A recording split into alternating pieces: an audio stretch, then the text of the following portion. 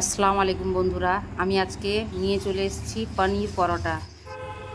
দেখুন কি করে করছি। প্রথমে একটা রুটি বেলে নিয়েছি, তার উপরে আমি পনিরকে ভালো করে ময়ান দিয়ে রেখেছিলাম, ওটাকে আমি দিয়ে দিলাম। তার উপরে দিয়ে দিচ্ছি চিনি।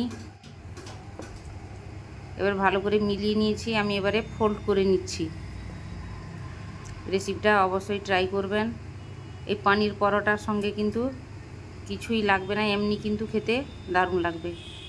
অবশ্যই রেসিপিটা ট্রাই করবেন এবং রেসিপিটা সম্পূর্ণ দেখার পরে অবশ্যই কমেন্ট করে জানাবেন রেসিপিটা কেমন হয়েছে। দেখুন এবারে ফোল্ড করে নিয়েছি আমি, ওটাকে এবারে বেলে নিচ্ছি। বেশি জোর দিয়ে বেলা যাবে না, হালকা হাতে বেলতে হবে, নাহলে পনিরগুলো বেরিয়ে যাবে বাইরে। এবারে বেলা হয়ে গেছে, আমি এবারে সেটাকে সেঁকে নিচ্ছি।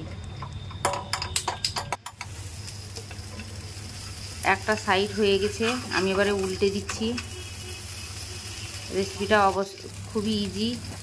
যখন ঘরে দুধের ছানা থেকে যাবে বা তো কোনো কারণে দুধ কেটে যাবে, ততক্ষণ সেটাকে পনির বানিয়ে কিন্তু পনিরটা নষ্ট করা যাবে না, করে এই রেসিপিটা করা যাবে।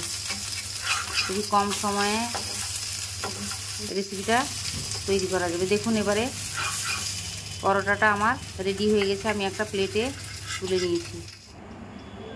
রেসিপিটা ভালো লাগলে লাইক করুন, কমেন্ট করুন, শেয়ার করুন এবং সাবস্ক্রাইব অবশ্যই করবেন। নিচে দেওয়া বেল আইকনটি ক্লিক করবেন নতুন নতুন রেসিপি পাওয়ার জন্য এবং অবশ্যই কমেন্ট